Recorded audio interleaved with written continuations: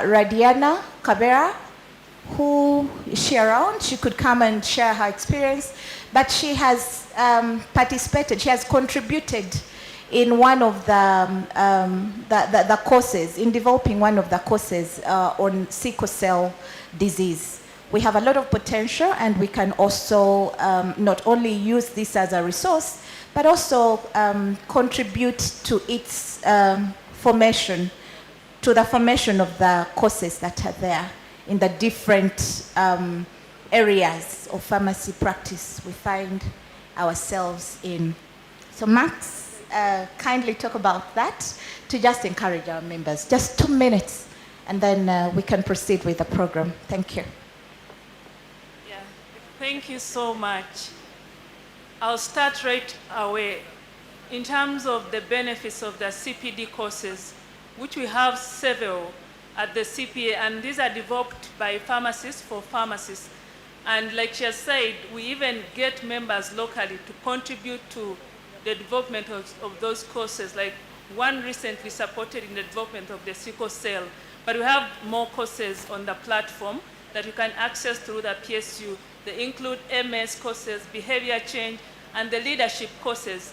I'll give a testimony, very brief, in less than a minute, about how these courses are prospering pharmacists. Many of them have gotten job promotions because of leadership courses they have taken with us. Many of them have broadened their opportunities in terms of getting jobs beyond the regular pharmacists, because now they can prove their potential to lead. We have connected many pharmacists who have taken and have been recommended by pharmaceutical societies that these are pharmacists who are proactive in taking the courses and proactive in the associations. We have recommended them to higher levels. I know some we've taken to Geneva to showcase their journeys to the Commonwealth heads there. So by getting out of our comfort zone and taking these courses, it is an opportunity for us to broaden our career path, to go beyond being regular pharmacists, to go beyond being known as dispensers. These courses bring us up to date to what some things we may not have learned in class, but with having the continuous professional development, this is where we get up to speed with the current trends. So I want to encourage all of us, please subscribe to the Pharmaceutical Society of Uganda so that you can have free access to these resources, because as the Commonwealth, when we need anything at local level, any recommendation of a person from Uganda we can recommend for greater opportunities. We go through Pharmaceutical Society of Uganda. They know those who are adhering, those who are keen to develop their profession, those who are taking the courses. So please, if you want to be convinced better than this, let's have one-to-one, and I will pour for you more information. Thank you so much. Colleagues, all we're doing right now is for the welfare of patients and the general public. This session has been so insightful and mind-boggling. I remain Dr. Bukenya Faizo. Thank you very much for listening. A round of applause for Mrs. Vicky in absentia, please. And Max. Thank you very much. Thank you very much for that session. Just a food for thought, Max. I would request that maybe a student portal can be incorporated. The youngsters need to be empowered as well. And obviously they're the future pharmacists. They would benefit so much from reading material. There's book series that Cambridge does. It can be something you can benchmark on. They do a book series, maybe ABCs in cardiology or whatever we are learning in school in the different curriculums. A book series or something would really empower the youngsters. And then secondly, from an angle of pharmacists who have gone far with material development like I've done. We have had WHO contact us over the book that I'm doing for pediatric pharmacy in Africa. It would also be good to have that kind of relationship with you and kind of share where we are on the continent as well as Uganda. Thank you very much. Now, just to summarize the session, Dr. Walusimbi Davis, we do apologize. I have been advised that you're going to have to blend in the program, and the president and the vice president are working hard to make sure that you are given the appropriate slot. I would have loved to really hear where AMA is at the moment on the continent. because I think I'm an active applicant in the background looking out for the available opportunities for a pharmacist. But members, please interest yourself in what AMA is doing. I think their headquarters will be in Rwanda, and they were having conversations about the agency earlier this year in February, where they launched it, and I think it happened either in Ethiopia or somewhere. So just brace yourself, opportunities are many. And thank you very much, PSU, for granting me this opportunity. Thank you very much, members, for coming and attending. And thank you so much, the team of Cancer Institute, and also my parents who have also helped to groom me into a better pharmacist. Thank you so much. Have a lovely day. I'm going to run off now to the students who are waiting, and I'll make sure that they come to these sessions all the time. Thank you, and have a blessed day.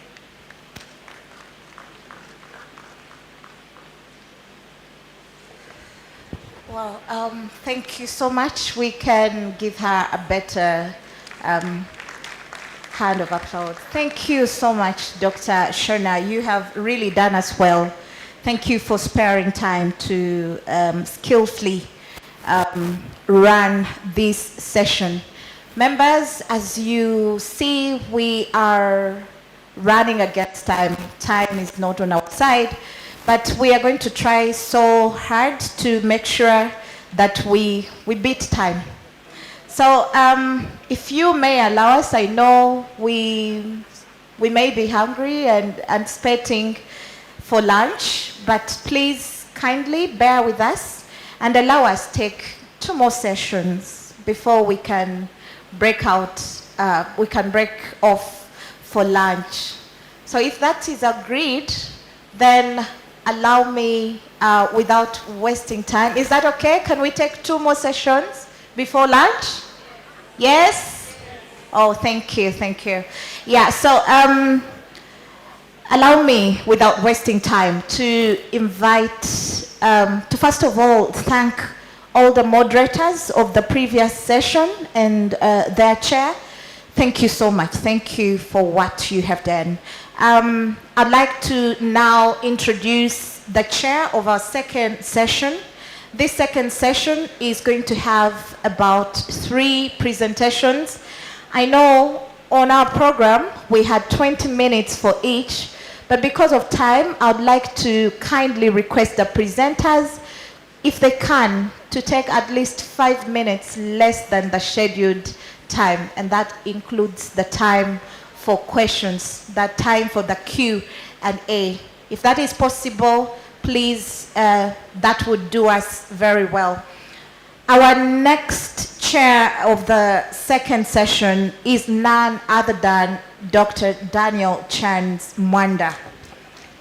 Dr. Daniel Chance Mwanda has a mouthful of a biography. I'll spend some few minutes to just share who he is. He's a clinical pharmacist and also a pharmacologist, because he holds 2 master's degrees. He has a master's degree in pharmacology and also has a master's degree of pharmacy in clinical pharmacy. He's a lecturer at Mbarara University of Science and Technology, and also a lecturer at Kampala International University, where he teaches pharmacology and clinical pharmacy. And he's been doing this since 2014. Yes, since 2014. Currently, he's a PhD student of clinical pharmacology at MUST, and he's also, he's been involved in several PSU organized webinars. As I told you, he's a diligent member of the Education and Professional Development Committee. He has also been involved in quite a number of webinars as a presenter, as you know, he's presented to intern pharmacists on antibiotics and AMR symposias that have been supported by USAID and MTAPS. And he's done this at CARU and at MUST. He is the patron of the AMR Club of CARU and he has received several awards. And the most recent one is the Heroes in Health Award. He was our Pharmacist of the Year. Members, could we take a moment to recognize him? Yes, thank you so much and congratulations. Thank you for representing us and congratulations to you, Dr. Chance. Yes, he has also received several other awards. As a lecturer, he has always been recognized. He has stood out as a lecturer and he has received awards from KRU as the best lecturer. He has also received awards from Masters, the best lecturer. And yes, he was part of the review team of the Uganda clinical guidelines, the guidelines that we use now, the UCG 2023.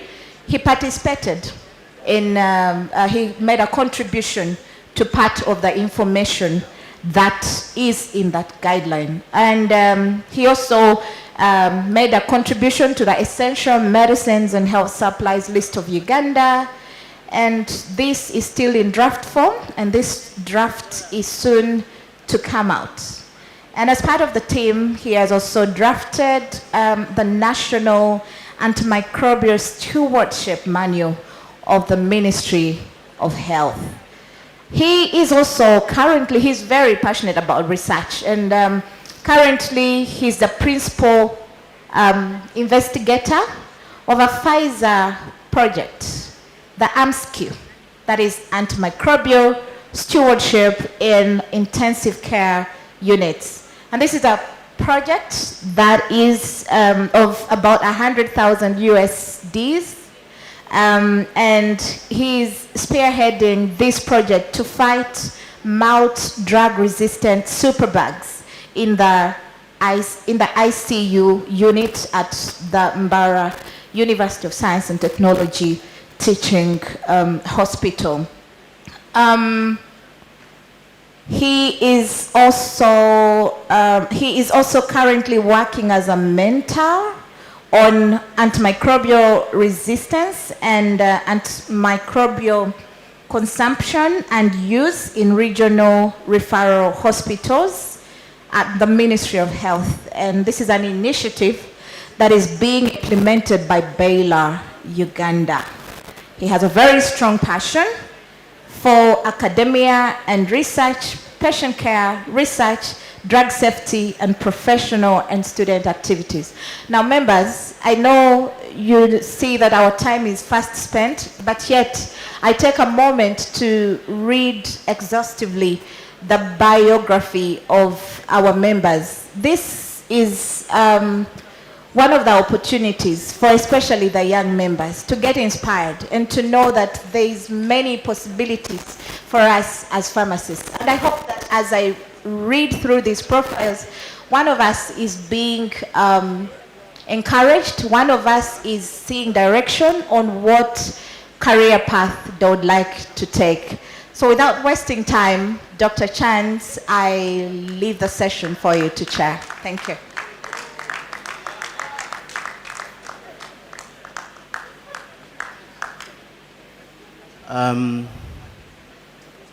Thank you so much, Vice President PSU Dr. Nuru Mujide. All protocols observed, starting from the President of PSU, Council members, all members of PSU here, invited guests, you're most welcome. My name is Daniel Chance. For some reason, I don't know why Dr. Nuru was talking a lot of things about me, because even me, I was just wondering. The only thing I know about myself is that I'm a lecturer of pharmacology and clinical pharmacy, and very passionate about academia and research. And I'm glad to be part of the team today that is going to chair this session.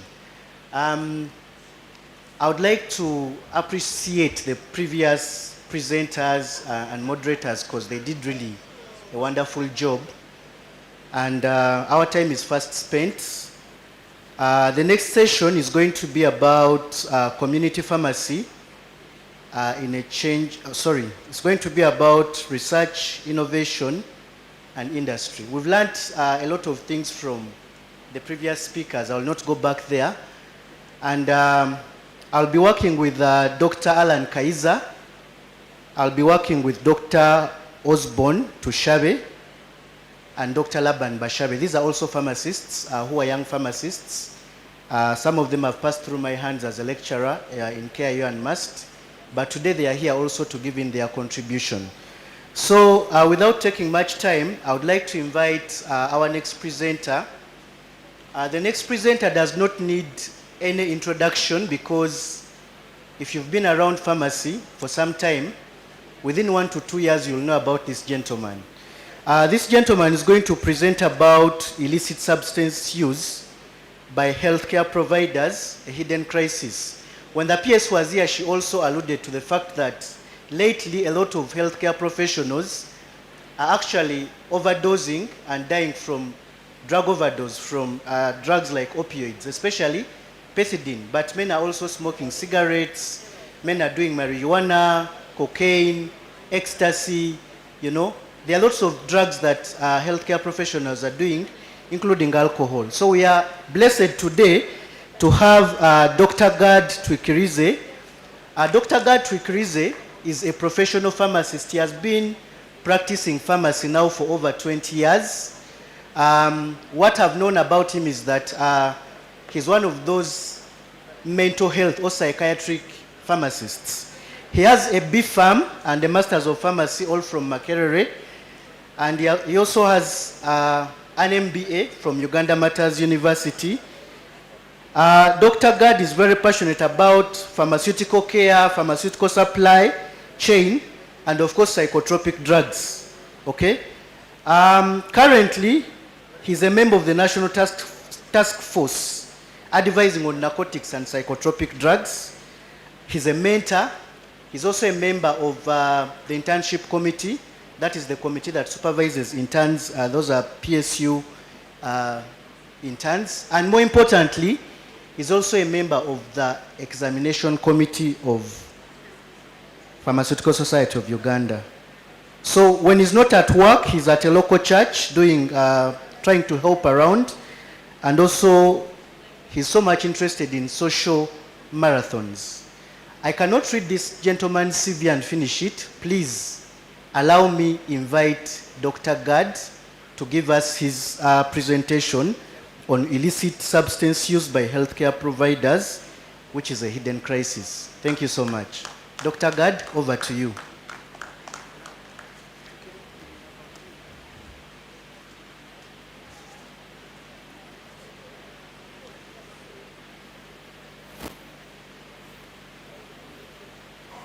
Thank you very much, Chair. A story is told of a young man by the names KK,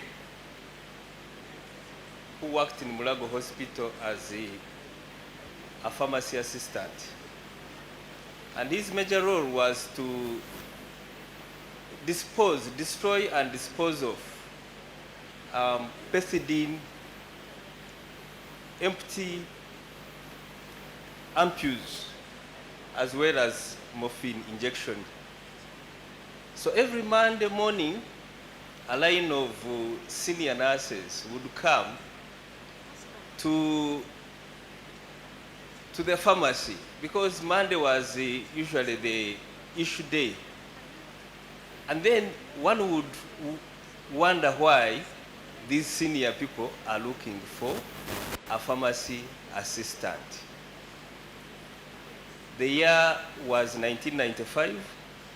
I was doing my internship, and that is how I interfaced with that story by the young man KK. Later did I know that it is a story that is going to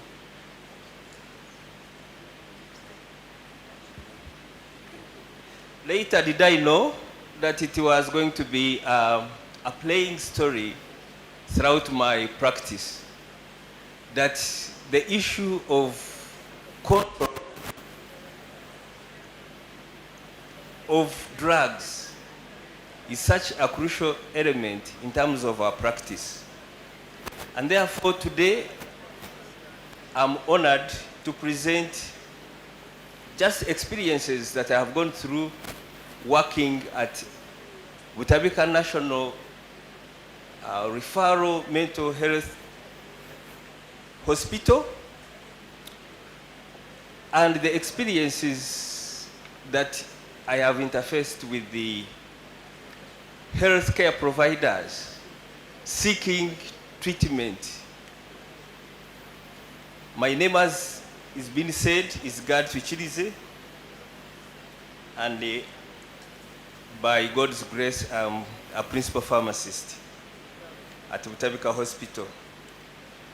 Illicit substance use by healthcare providers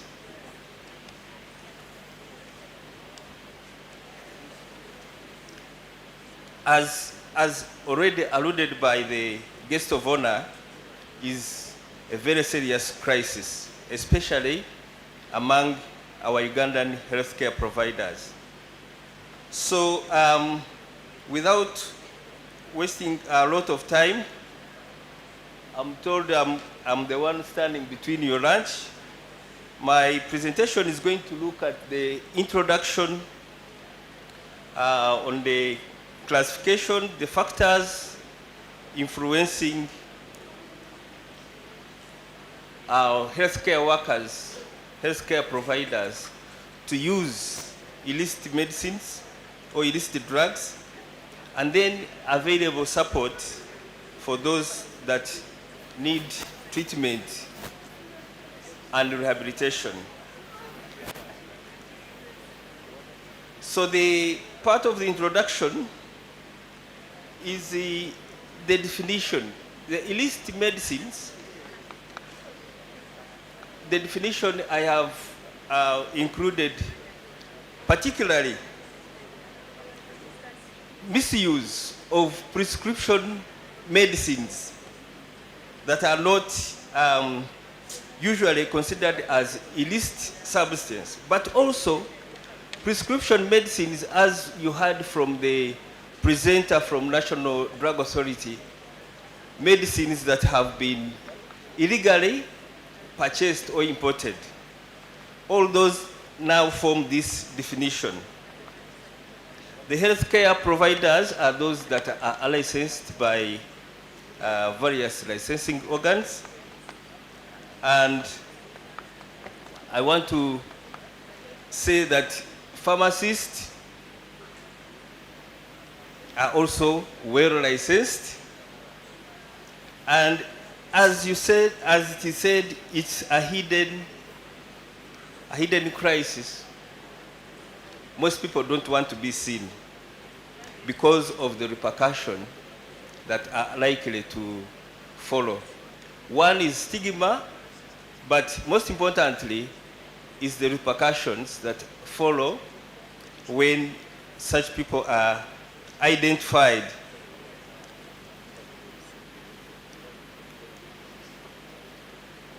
So a number of substances are known to be abused or misused or illicitly used. And in Uganda here we have a number of local names or slang names that describe some of these classes of medicines or substances. So a drug like fentanyl, when you're in the community, you hear names like zombie, you hear names like azangi. Heroines, for heroin you hear words like akakwiri, omugo. And then like jet fuels, you hear endege, and crack cocaine, akayinja. So some of the medicines, some of the substances may not be as dangerous or as grossly misused or used but form as a transition substances. For example, alcohol, tobacco, cat. So the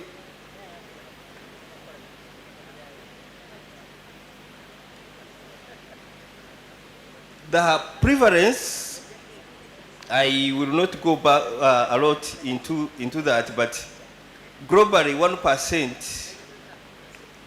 1% of the global burden of disease is attributed to substance use disorder, and 2.5 million deaths attributed to alcohol. Uganda is among the worst alcohol consumers, where we are ranking the second in Africa and the 28th in the world. As you can see, as I said earlier, alcohol also alone can have devastating consequences, but also it also forms as a transition into other drugs. Butabika Hospital, which originally was meant to be a 550 bed capacity, we now have 1,300 patients. 25% of those admitted is attributed to substance use disorder. In the year 2024 alone, we saw 2,573 cases of substance use disorder. And out of those, 1,254, which is 50%, was only alcohol.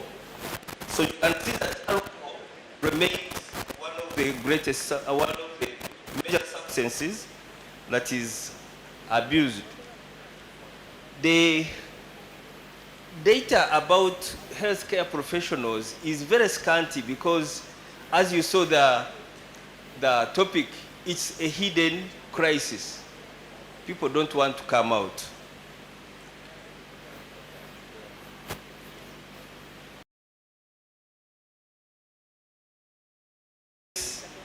Of a healthcare provider who was initiated onto pethidine by, as a post-operative pain management strategy. The guy had a hip replacement surgery, and out of that, he was exposed to pethidine, and by the time he reported to the hospital, he was in a crisis, referred by a peer. So he was helped under the super specialized clinic called MAT Clinic, medicine assisted therapy, which is an opioid substitution therapy clinic. By the time he reported, he was on 160 milligrams per day of methadone. But as I talk now, you can see he's on his way to recovery, cessation and recovery, full recovery.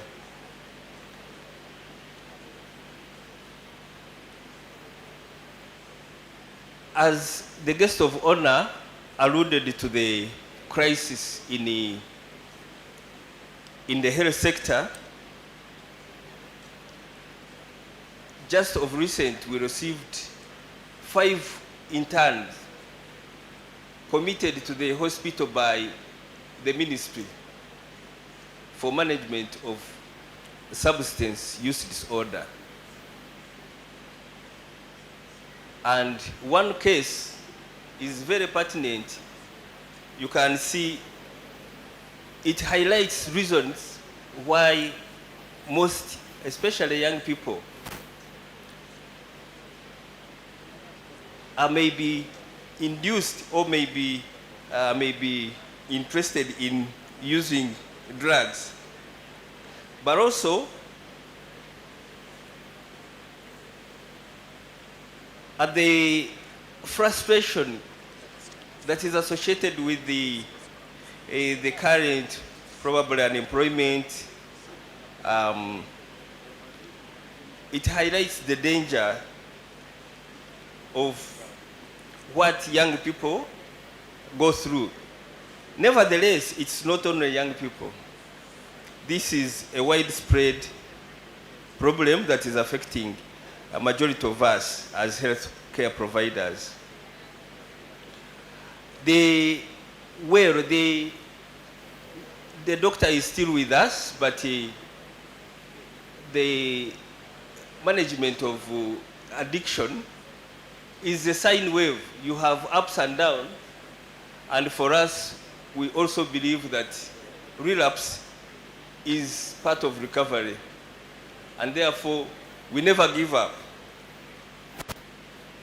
So the contributing factors, as you can see, genetics, environment, but also history of mental illness. But this is also very difficult sometimes to diagnose when they already come, because some of the substances actually induce psychosis. So we have substance-induced psychosis, and you need to have a little more time with this client to notice at what time this problem actually happened.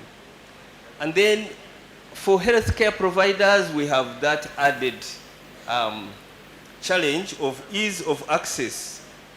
And then there are also experimenters. Some healthcare providers want to experiment what their clients are experiencing. Being young, being male, working in surgical and medical department in a hospital, working up country has been associated with the risk of abusing or illicit use of substances. Up country, usually they find themselves in alcohol use disorder. You are a king. As a health worker, everyone respects you, and everyone is eager to call you for a one-on-one in the evening after work. And so the risks are really added as a health workers working in upcountry station. So something not to discount is the work-related stress.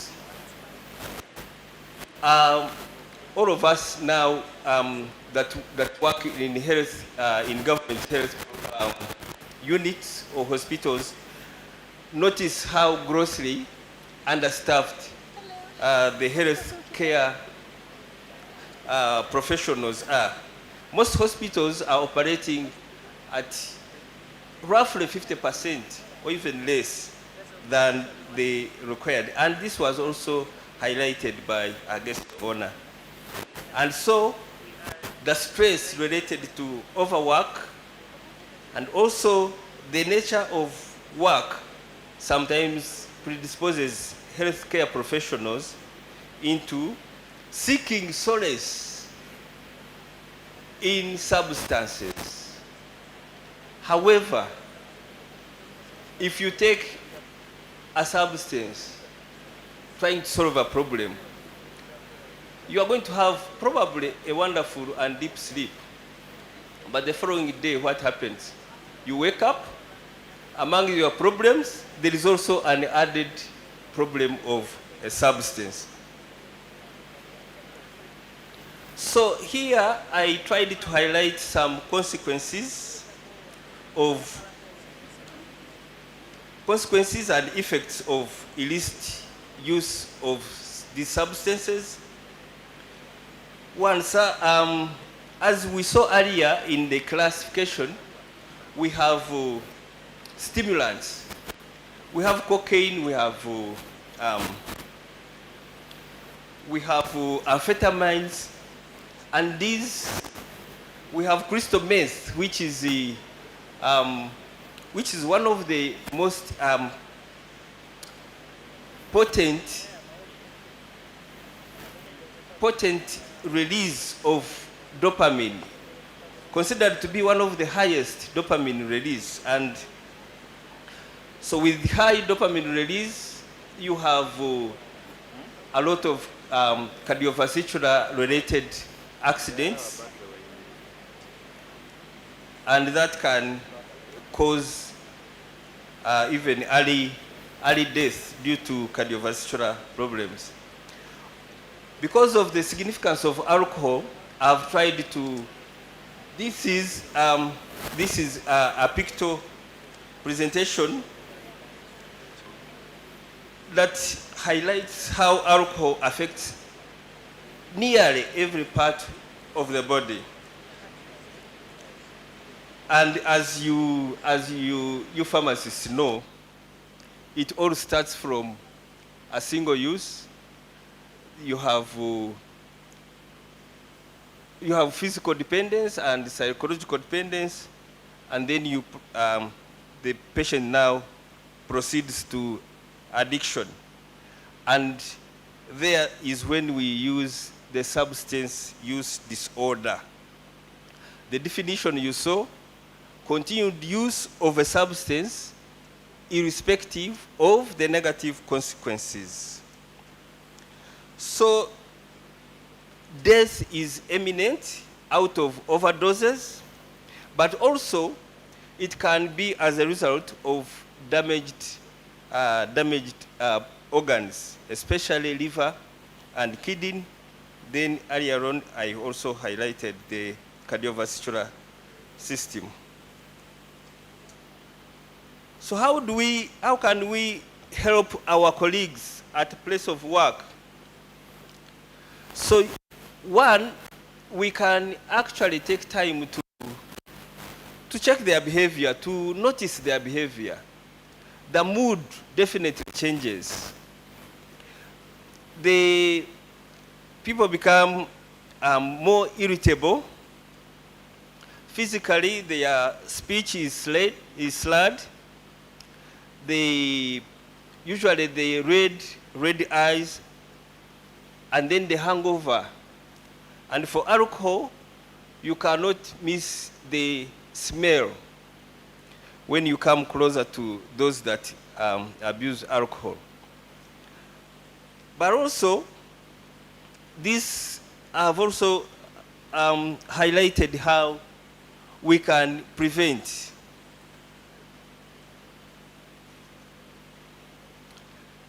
The prevention mainly is on self-administration, self-care. We have to take responsibility of our own health. I mean, the saying that health is wealth, and what shall it benefit a man to use every substance and in the end lose his health? So for us in Butabika, we say, in mental health, we say, mental health is wealth. So we encourage people to take leave, people to take healing sessions, like department by department, like Department of Counseling and Psychology, Department of Pharmacy. There are sessions that are organized and people go outside Kampala. You can just go to Mabira and have a relaxing day, interact with nature, offload the issues that you have had from patients. and come back well energized. I mean, you may not have to go that far, but it is advisable that you can actually leave your desk. Why not take a walk from your desk instead of having lunch on your desk as part of exercising, but also change of environment. And the other prevention is that we have support groups that can actually help in rehabilitation, but also advocating for prevention programs. And of late, there are many that are coming up, especially related to treatment. I mentioned Butabika Hospital. Butabika Hospital, the MAT clinic we started the clinic in 2020.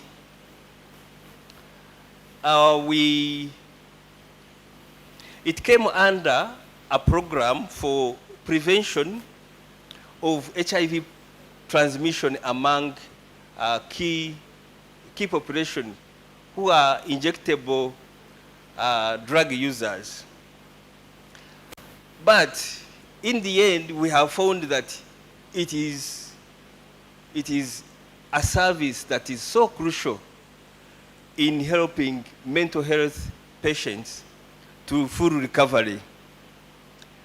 So we started with just a few clients, but with the help of the community arm that was helping us, Uganda Harm Reduction Network, that was able to identify and interview and recruit potential clients who were able to have a steady supply of those that need help. We have currently been able to see 910 clients, and out of those, we have now 200 stable clients, and on a daily we see between 100 and 150 who come to receive methadone on a daily basis. We also have we also tried a program on buprenorphine, but this was done in the community setting, and the results actually showed that buprenorphine can also be of much help. But because the sample size was a bit limited, we have now we now almost 100%. Most of our patients are on methadone, oral suspension. The other MAT clinic is now available at Mbale Regional Referral Hospital. And before the Trump announcement, we had hoped, and with the help of the ministry, there was a program to have every regional referral hospital actually operate a MAT clinic. But as we talk now, it is still under discussion of how we can fully integrate this clinic into our day-to-day healthcare system. So the other areas where people can go for help, we have other community initiatives. We have serenity centers. We have private rehabs where our professionals go to provide mental consultation and care. And then of late, we have also instituted a mobile van dispensing model where we pack medicines. Methadone is packed on a van, a mobile van. We drive to Kisenyi Health Center under the supervision. We dispense to our clients. And this came out of the realization that most of them were dropping out just because of transport costs. And then we are able to identify the hubs where these people come from. And we have plans also to extend to other places in Kampala, in Kabalagala, in Kasubi, in Chileka, those as the most hubs that we have seen where most of our clients actually come from. So, as I conclude, as I said, there are peer groups. We have Alcohol Anonymous, AA, and also Opioid Anonymous groups, where people can go and seek assistance. The role of pharmacists, very crucial. This is an extract from the CAP, our famous CAP 206, where we know there are some limitations, as we heard from the first presenter on National Drug Authority, from National Drug Authority. But this is our crucial role, to identify, to note the use of pattern, and also to control. So, control. My other colleague from Chirudu Hospital also highlighted the role of rational drug use, rational medicine use. And so, there is a lot pharmacists can do, especially in pharmacovigilance, in treatment, in planning and buying medicines from authorized sources, so that even what we have is not illicit. So we can minimize this by awareness. We can also open spaces for people to talk. And as I said earlier, control. Next is the reference, and I beg to end here. Thank you very much for listening.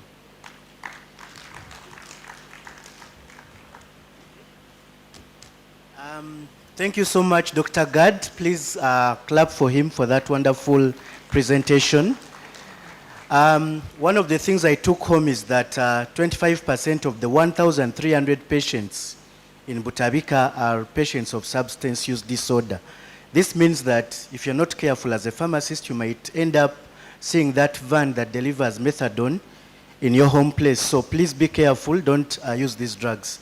So the moderator for this session is Dr. Tushabe, who is a BPharm person from MOOC, Makerere, sorry, and he also has a master's in pharmaceutical analysis.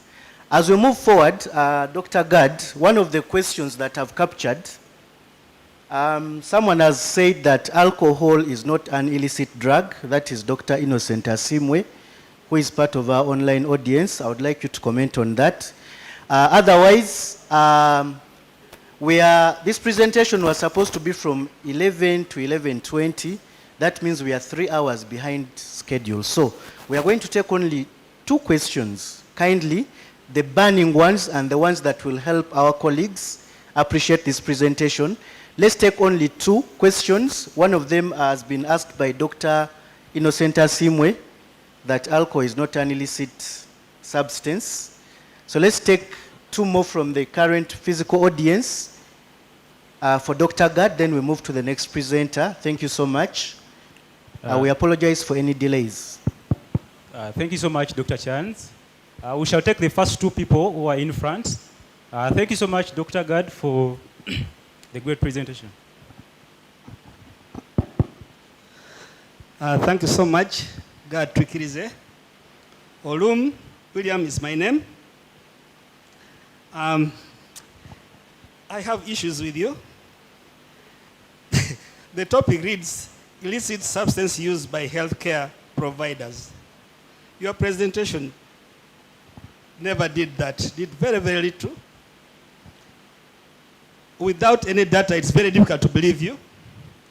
Out of the 110 you talked about, at least you should have said health workers constituted maybe 50% of it, but there's nothing. You alluded to that. Your presentation was general. In my 28 years of service, I've only seen one intern doctor who had a problem. And when we dug deeper, the background was shady, was brought up in a Catholic mission paid by the missionaries, and somehow it affected her life. So basically, the topic was different and you presented differently. If I'm wrong, tell me. Thank you. Thank you so much, Dr. Olum. That is noted. In my experience, I've seen doctors who have done even masters die because of pethidine overdose. So you saw only one, but I can assure you there are so many around us. Without data, it's very difficult to believe. Okay, without data. Dr. Gad, please comment on that. Thank you. Any more questions? Because we want to take them at once. The last one is over there. As he answers this one, let's take for Dr. Gonsha. Over to Dr. Gonsha, please.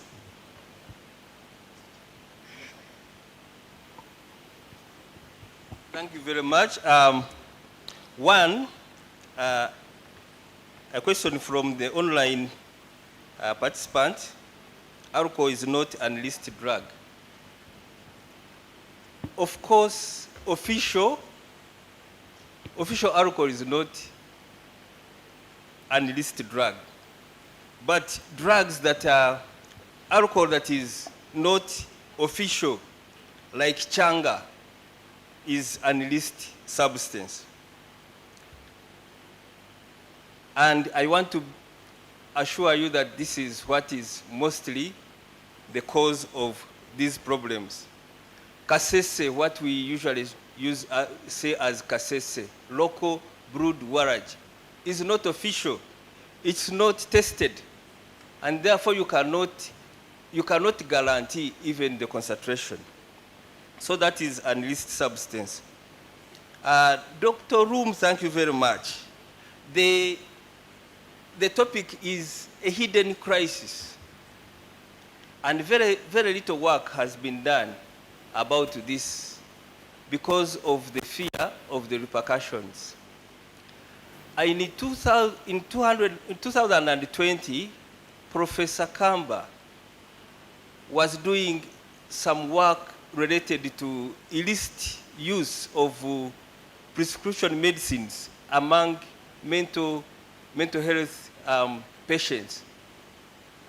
I happened to participate in the study, but it was very difficult to get urine samples from health workers for testing.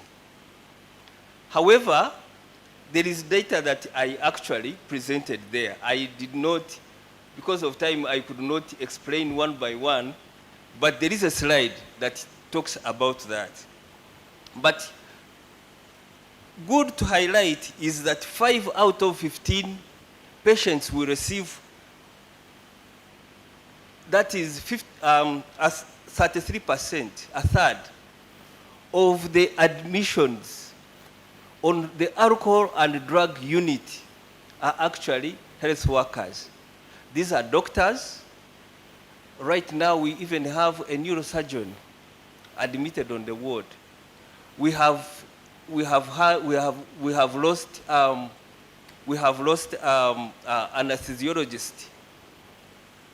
You know, we have lost doctors. I have managed pharmacists on benzodiazepine and the tramadol injection. So the issue of data is actually a challenge to us that we can actually venture into this. This is work for us to do now. Thank you very much. Okay, thank you. So we don't want to really expose people. Some people are seated in here, behind there, and they have been patients and clients of Dr. Gad. So probably that's why I didn't dwell into that, but next time better. Dr. Gonsha, your question, please. Then we get his question, and then we are done with this session. 30 seconds for your question, please. Thank you very much, Gad.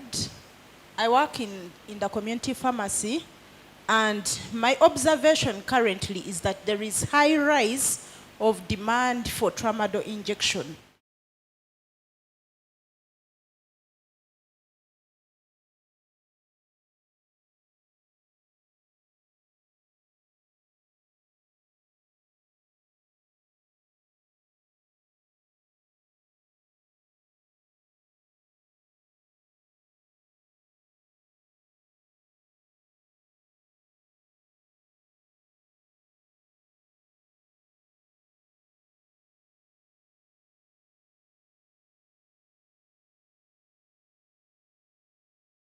Are we supposed to follow a certain criteria in dispensing? What are we supposed to do about this if it's a crisis? Thank you.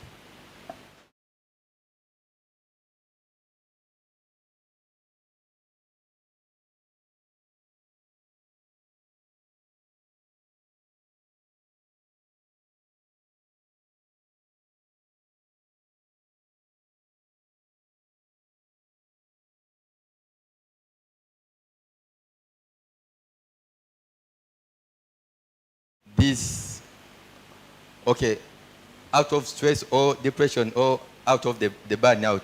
Because I see more doctors, like even interns or medical students, they're being affected by this effect, but their number, even their death rate, I see that it is very high compared to about caused by the drug abuse than just depression or anxiety or stress.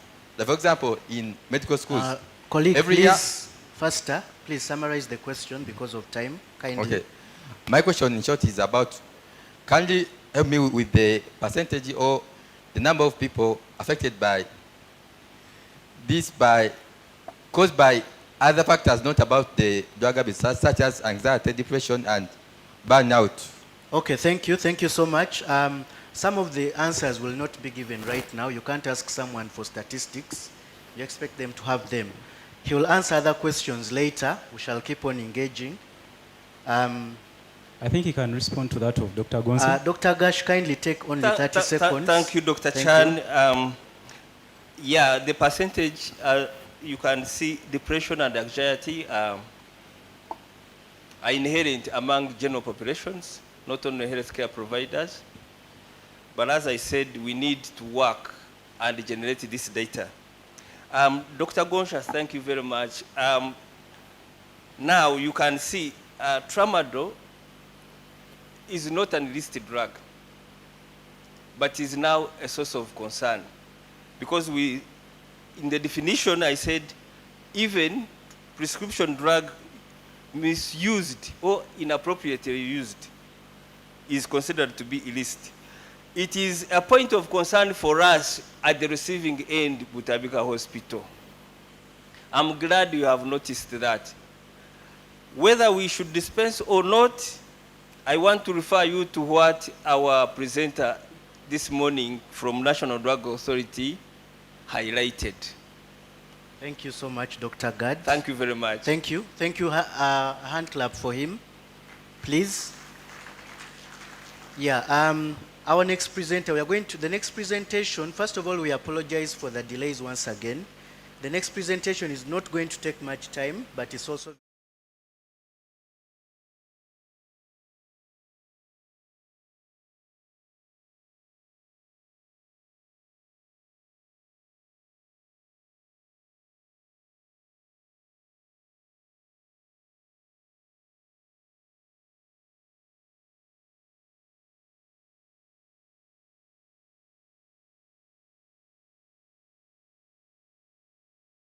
projects, like multi-dollar projects that involve maternal and child health, malaria, HIV, and even is one of the people who have participated in approval of online guidelines. So as we welcome this colleague, I would like to spare only 3 minutes from our colleague from Maisha Meds, who is going to talk about a system that benefits us pharmacists. It's very crucial that we listen to this before we listen to the next presentation, because there's an interlink between the two. So I would like to invite our colleague from Maisha Meds, who is already here. They are one of our sponsors, and they have a package for us that will benefit us as pharmacists. Thank you so much. So as Dr. Abdul Karim comes, over to you, Madam. Thank you.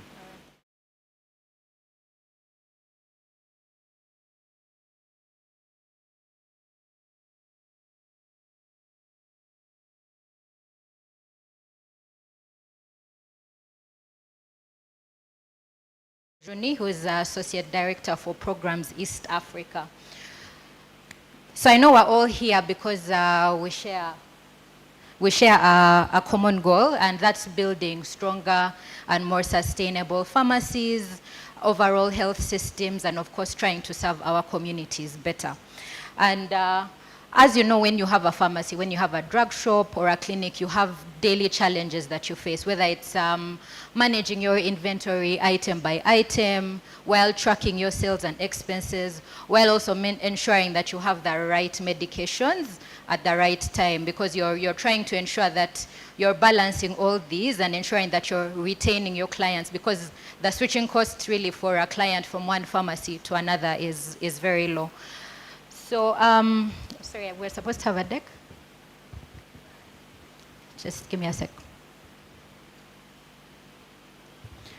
Yeah, so Maisha Meds, what we do is we're a health tech platform. In the meantime, while they're sorting that out, I wanted to know how many of you here utilize digital platforms for tracking your inventory, your sales, or your expenses at your, whether it's a pharmacy or a drug shop, but at your facility? Any hands up? Colleagues, please be active. Dr. Kevin, could you please answer this question since you're already up? Please ask again so that you can hear. I'm asking if you utilize a digital platform to manage your inventory at your facility.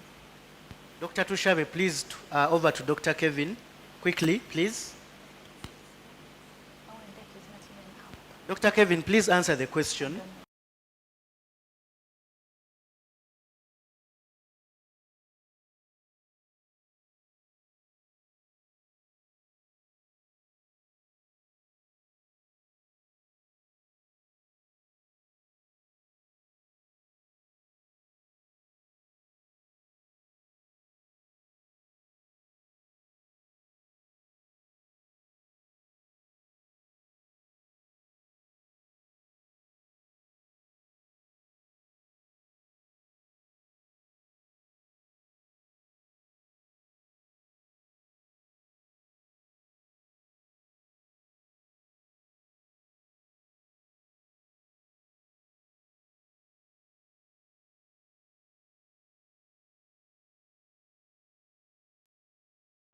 Your sales, manage expiries, stockouts, and whatnot. And of course, we're trying to move towards digitization, just like the Honorable Permanent Secretary mentioned.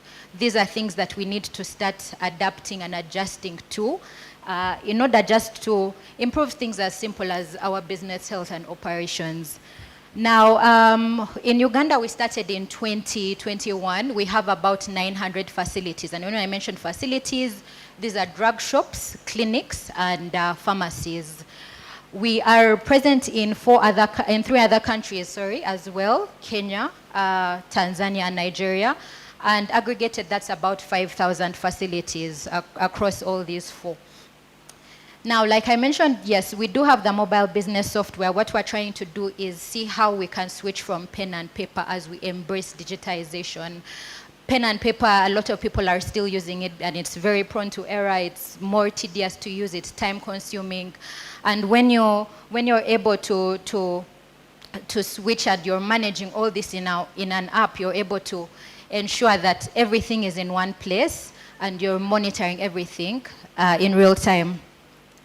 So that is basically one of the arms that we have at Maisha Meds. Our software, I'll get into more details about it on the next slide, but we also have our patient support programs, and we have a lot of rich data from our POS data that we collect, and this is in terms of consumption trends, in terms of sales patterns, and we're able to just understand how different healthcare commodities and medicines are moving within our facility network.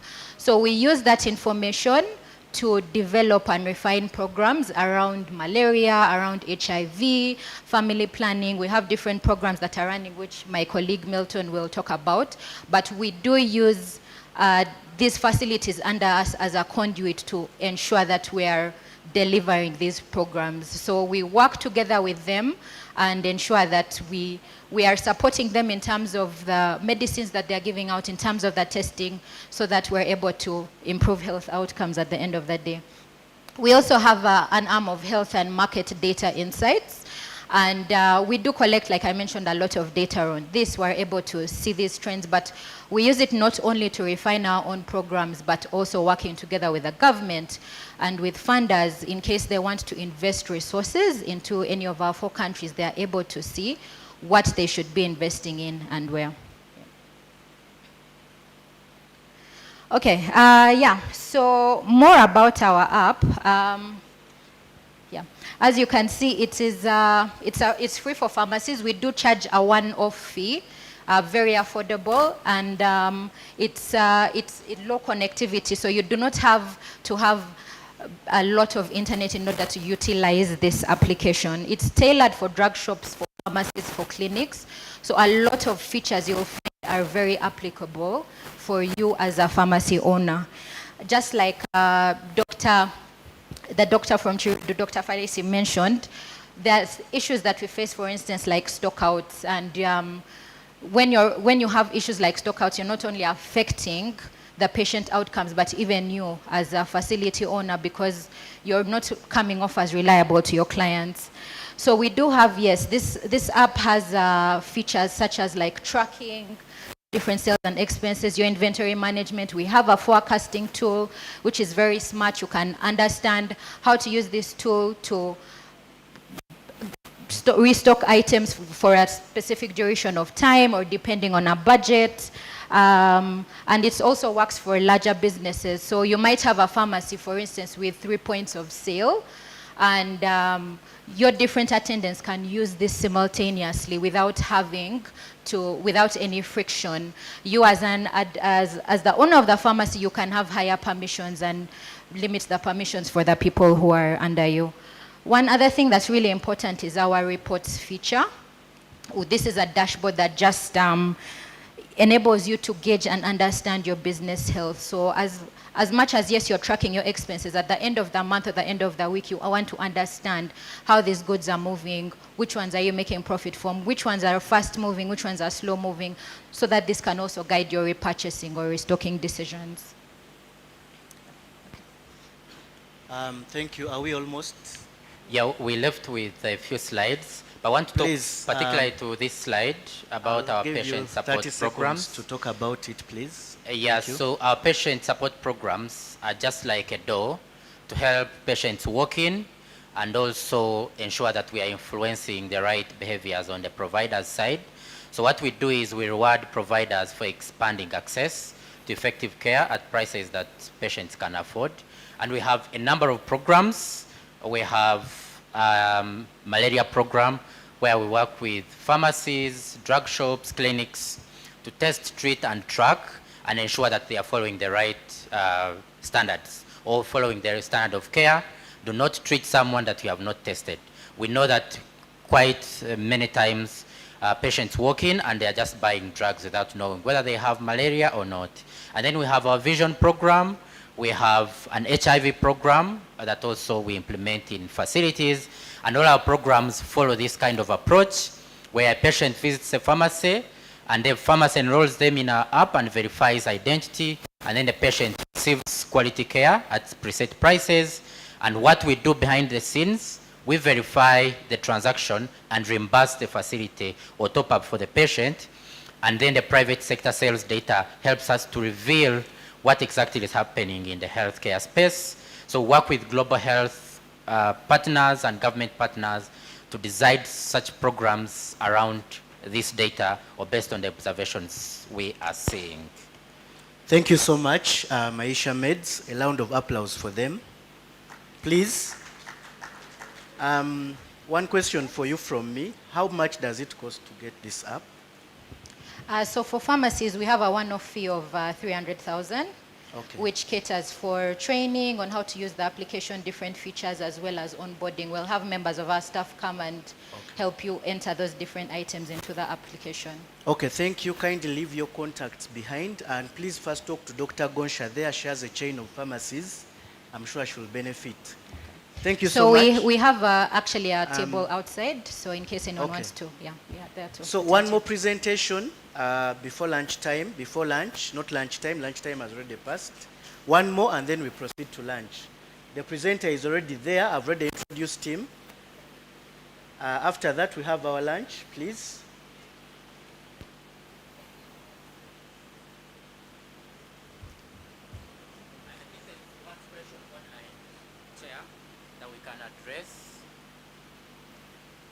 Chair, are we allowed to address? There is a question online.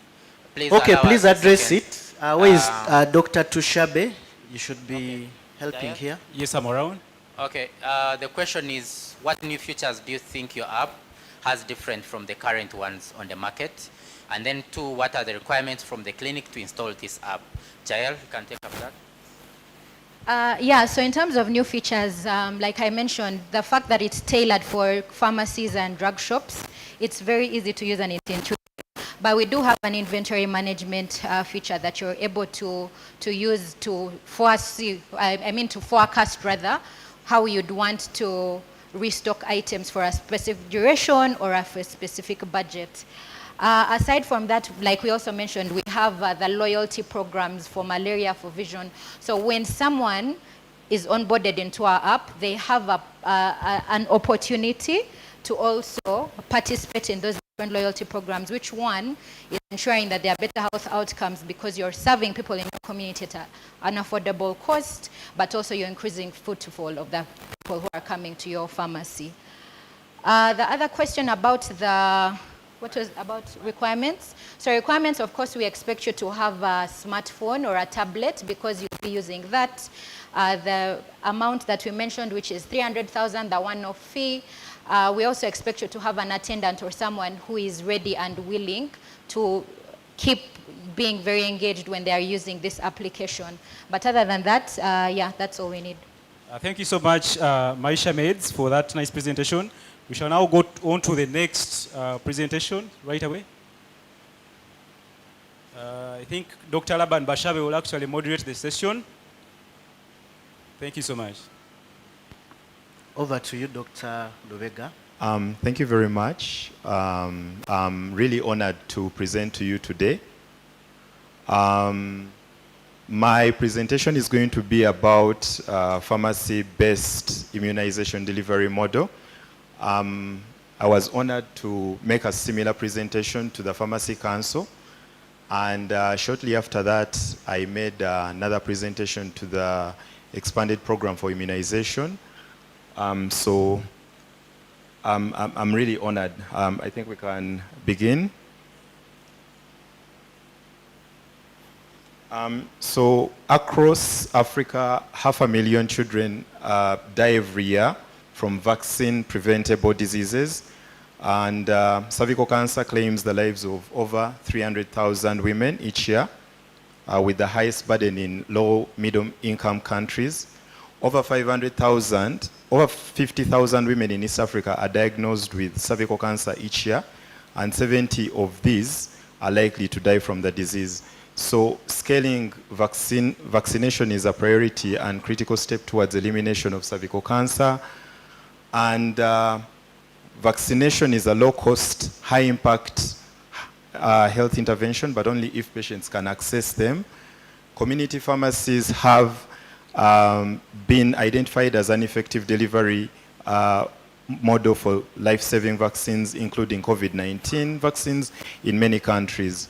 So there is an option that does not exist. It's currently happening in other countries, but it does not exist in Africa.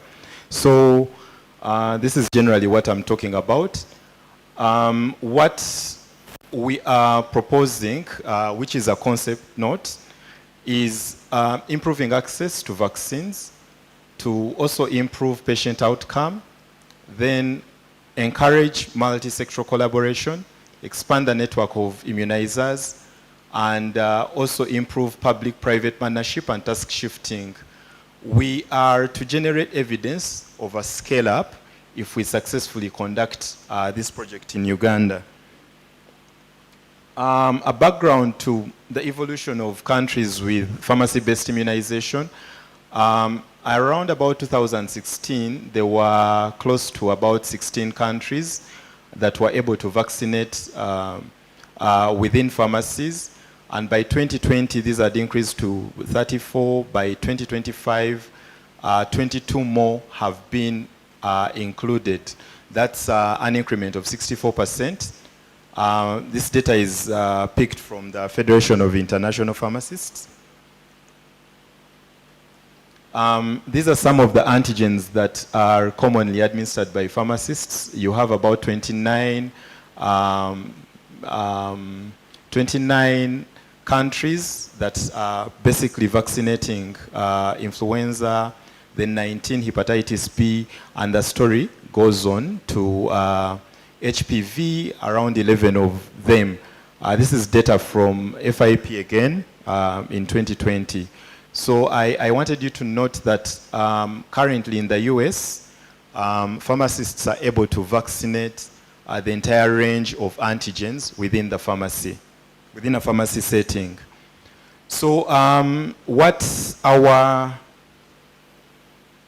our concept is all about, the objectives of this is to expand delivery points by piloting pharmacy-based vaccination to reach zero-dose or under-immunized children, as well as working adults and underserved urban or peri-urban populations.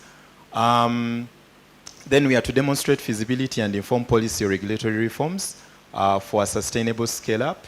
Our scope is going to be limited within regulated community pharmacy immunization models aligned with the National Immunization Strategy of 2024-2028 to complement public services. The outcome, we believe, will be a safe, effective pharmacy delivery, higher uptake among underreached groups, as well as improved timelines and completion of vaccination. We also envisage that there will be a reduction in facility pressure and full system integration. And we believe that the EPI of MOH will lead pilot to co-create. So co-creation will involve various stakeholders who majorly are going to be, of course, the MOH, and then the secondary audiences are going to be district local governments, the Ministry of Health Pharmacy Department, NDA, pharmacies and academic institutions. I'll explain more as I move along. So just to take you a little bit back on the Ugandan context, we have some key achievements. The PS was here, and I believe we should really applaud the efforts that MOH has put into this. We saw how they supported during the COVID vaccine, during the COVID outbreak, how resources were mobilized. But that said, we still have problems, and some of the districts are reporting about 55% of basic immunization series coverage. There is an estimation of over 100,000 zero-dose children. These are children that do not receive DPT. And about 40% of these children are aged between the ages of 12 to 24 months, being under-immunized with a description of basically less than a vaccine. We also have access and equity gaps, especially in urban, peri-urban, and underserved areas. We realize that we have a very big population of peri-urban areas that are sprouting. Mukono is one of those, Wakiso, Kampala. So we believe that when we look at the key barriers, the overcrowding of facilities, limited operating hours, vaccine stockouts, there is an opportunity for us to carry out vaccinations within pharmacies because pharmacies are trusted, they are accessible, they can really reach underserved population. And PSI has a long-standing experience in encouraging partnerships within Ministry of Health, NDA, private sector. We've done quite a lot of work with the private sector and communities as well as other stakeholders. So we believe that if we can use our expertise, we should be able to drive this project if we successfully get funding. So just to drive you straight into the concept has a framework of about 6 facets. We are looking at expanding an enabling environment. We are looking at building pharmacists' capacity. We are also looking at building public trust and generating demand for vaccines.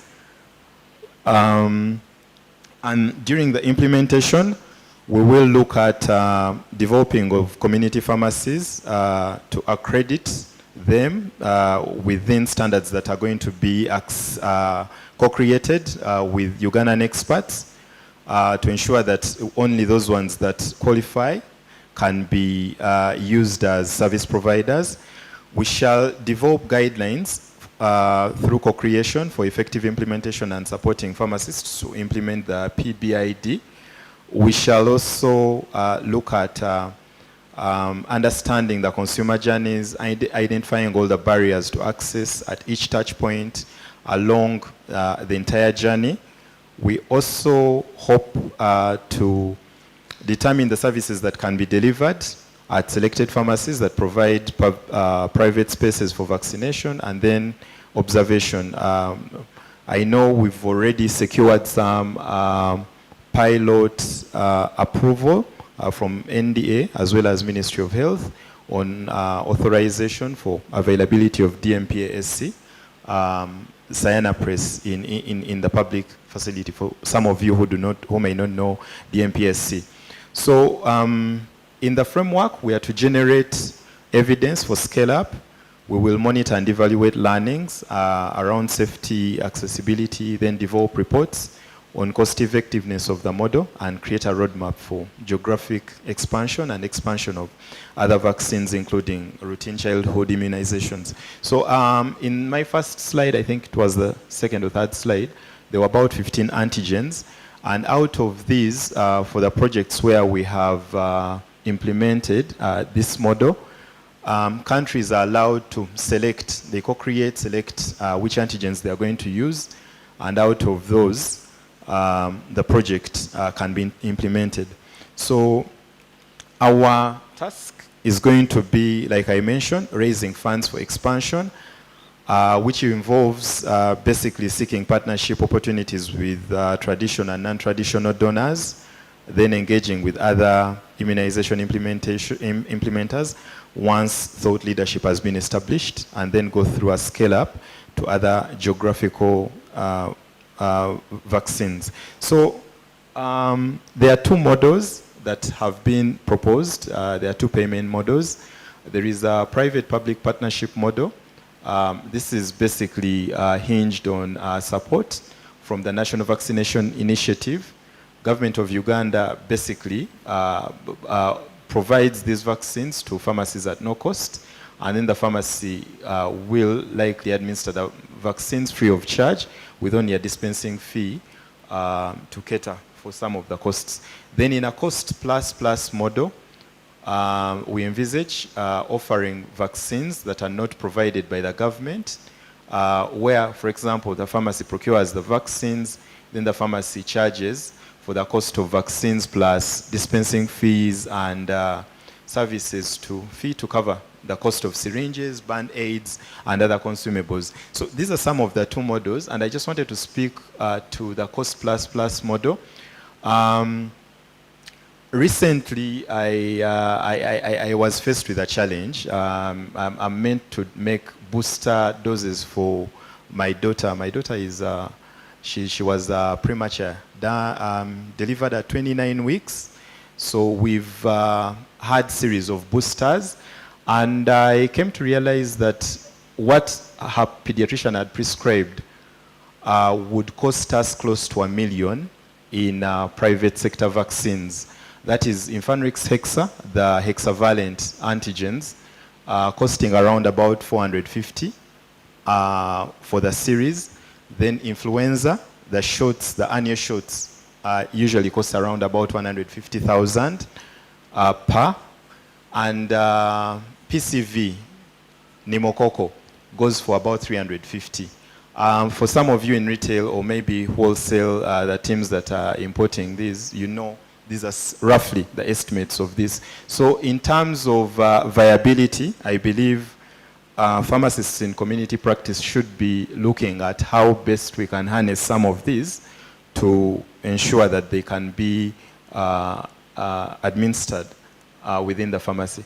So in our task in generating evidence for scale-up, there are quite a number of questions that we have, and to some of those, for example, determining whether the PBI model will improved quality or evidence, then assessing whether the model that is being proposed will contribute to equitable access and choice, and then determining whether PBI will improve patient experience and continuation of care, as well as accessing cost savings to the health system. So these are some of the questions. Because it's implementation research, there are many questions that we believe are going to come through along the way. So we expect a lot more, even as we interface with quite a number of pharmacists or stakeholders as the model is being, as the model progresses through. So some of the partnerships that we envisage are going to be the Ministry of Health, the EPI mostly, and we are looking at possibly working with them to help with a policy shift. I think there was a mention of some of the approvals that we have secured in the recent past, online pharmacy guidelines. PSI Uganda supported quite a lot in technical assistance to ensure that the pilot guidelines are onboarded. Then most recently, I think, is the DMPASC FP injectable administration within pharmacies. So there is quite a lot in terms of policy shift that has to be worked upon. But center to all this is going to be the immunizing pharmacist. PSI globally has a partnership with the American Pharmaceutical Association, and modules have been tailored for countries that are currently having this project. That is Kenya, Ethiopia, and Nigeria. So out of that, as we co-create with the PSU, we believe that we will be able to attain a tailoring for the Ugandan market. Then on the extreme right, we have vaccine manufacturers as well as UNICEF, Gavi, as well as donors that will support with the supply to the pharmacies. And having an immunizing pharmacist is likely to increase demand. So at the top of our model is PSU as a core, along with its associations. We have the Clinical Pharmacists Association within PSU. We also have very many committees within PSU that we hope to make use of. Then NDA, of course, will support with the development of standards as well as quality assurance. Our role is to basically engage the private sector and facilitate the private-public partnership. Then we will co-create solutions with MOH and other actors of the health mixed system, and then try to expand access to pharmacies. So basically our overall goal is to increase availability and access to vaccination and quality care through treatment management. So our vision is unlocking the private sector for broader immunization and other healthcare services by integrating pharmacies into a mixed health system in order to ensure equitable, convenient, and affordable access to vaccines and other medicines, leading to a reduction to the number of deaths from vaccine-preventable diseases like cervical cancer that disproportionately affects low middle income countries. The model that is being proposed here is to improve health outcomes and economic sustainability and support within emerging markets.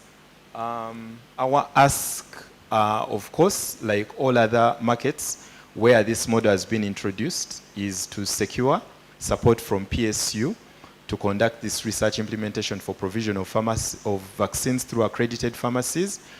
And we believe that through the leadership of MOH and collaboration with critical partners, PSI will carry on the process of mobilizing resources to facilitate the research implementation.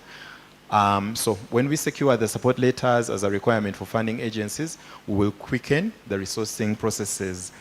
So some of the questions that were posed to us by the council are these, and I'm going to leave this slide as maybe members also present some of their questions. And a lot more came through from the MOH expanded program on immunization. So we are still compiling, we are co-creating, we are likely to co-create to get quite a number of responses to these questions. Thank you. I submit. All right, thank you so much, Dr. Lubega, for that wonderful and insightful presentation about pharmacy-based immunization. I'm sure that as we keep talking about creating more opportunities and utilizing our expertise as pharmacists, I believe that pharmacy-based utilization is one of the things that we need to do. As community pharmacists, we really have these skills, and even just as a pharmacist. And as we know, BPharm is now 5 years. What does that mean? They spend more time in the hospital, so they're able to do a lot. So we are going to invite a few comments and questions, but in the meantime, I would like to invite Dr. Caroline Kamakune, who is chairing our next session, to come forward, and then we shall take it from there. Thank you. So, any questions in the audience here? Dr. Laban, you can reach out. Any questions or comments? Dr. Laban, anything on from our online audience?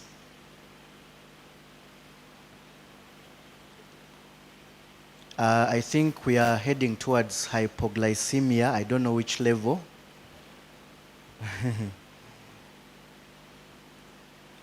So as we wait for the comments, I would like to...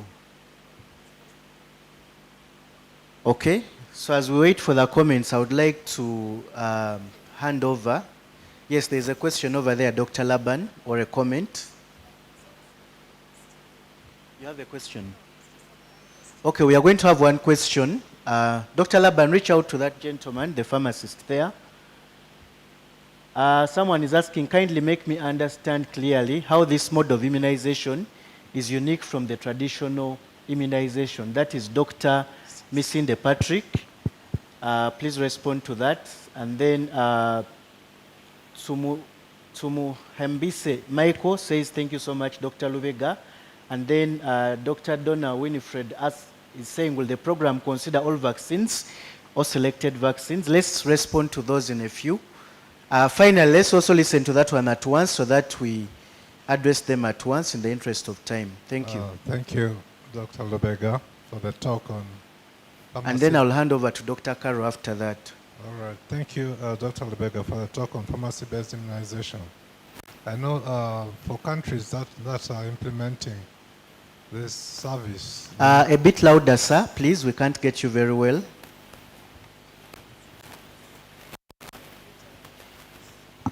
Hello? Yeah, this is louder. I know for countries that are implementing these services, they have, the pharmacies are more accessible than other health services in countries like the US. So they expanded services for pharmacies to offer immunization is because of their increased accessibility. But in countries like Uganda, where you have pharmacies that are mostly based in the urban and peri-urban, I wonder whether pharmacies will be a suitable outlet to offer Ministry of Health immunizations, unless maybe you look mostly at the immunizations that are not offered by Ministry of Health, like the cost plus model you're talking about. I don't know which of the two would be more feasible in Uganda. Thank you. Thank you so much, Doctor. So I'm going to hand over to Dr. Lubega to give us the answers to those questions. Thank you very much. To respond to your question, we are currently in the phase of initiating a co-creation once the project is kick-started. So we believe, like you've identified from the presentation that I've made, we are proposing within urban and peri-urban, because I believe we have over 1,500 pharmacies within urban and peri-urban areas. So really, for us to demonstrate a research implementation, it has to be in areas where there is access and then a scale up. So I also made presentation on opportunity for a scale up if the evidence generated from the initial stages of the project makes sense to donors and funders. So there is opportunity, but it will go through a co-creation and determination of which areas to implement in will also be based on what the country feels is the best approach. Thank you. I see another question from Dr. Oteba. Okay, we had really closed question time, but this is a senior, Dr. Oteba. Dr. Carroll, please allow me to listen to his question. Don't worry about seniority. Is it? Maybe it is becoming a senior question now. You just excited me by saying what funders accept or don't accept. And I think it's time we get away from, in the past we would use the word guinea pig. In this case, perhaps, I don't know whether we're going to use the word guinea fowl. Because why test what is working in many places? Is somebody just coming to see these Africans, can they also do these things like in the US or other places? Or are we saying, in the context of shrinking global resources coming to countries like Uganda, you know? I know who's funding you. Can we look out for alternative funding through whether private settings or communities willing to contribute to pay for vaccination or things like that, rather than say it has failed, so it doesn't work in Uganda? Then what? Sooner or later, we may be asking questions around HIV products as well. We are taking centuries to get this thing into the mainstream health system, which includes pharmacies, to self-perpetuate the availability of this thing, of the products. I don't know. I know you don't have that answer, but the issue is, shouldn't we change our thinking around this? Thank you very much, Dr. Martin. I think that is a very interesting question, and I think it's a question for all Ugandans. I know when I made the presentation to Council, there are a lot of insights that you gave, and the excitement really shows that this is a project that we should have now in Uganda. And PSI is basically proposing both traditional and non-traditional donors. We know what traditional donors really look like. But if you asked me, and I think in the last AGM, when we were conducting the AGM around about September, Nairobi, Kenya, I think the project was being initiated.